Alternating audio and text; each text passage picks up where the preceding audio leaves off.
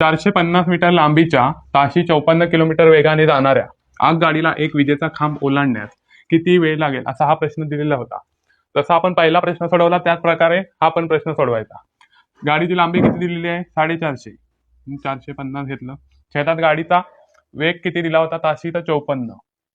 त्याला गुणायचं 18/5 ने. भागाकाराची प्रोसेस आधी करून घ्यायची. 5 ने 450 ला भागायचं. 5 एके 5, 5 9 45, उरलेला शून्य वरती.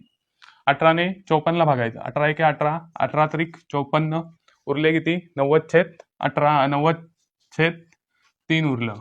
आता 3 ने 90 ला भागायचं. 3 एके 3, 3 त्रिक 9, उरलेला शून्य वरती. म्हणजे ह्या गाडीला एक खांब ओलांडण्यास किती वेळ लागेल तर उरलेलं जे आपलं उत्तर आहे ना 30 सेकंद, तेच ह्या प्रश्नाचं उत्तर असणार. त्या गाडीला वेळ लागणार 30 सेकंद.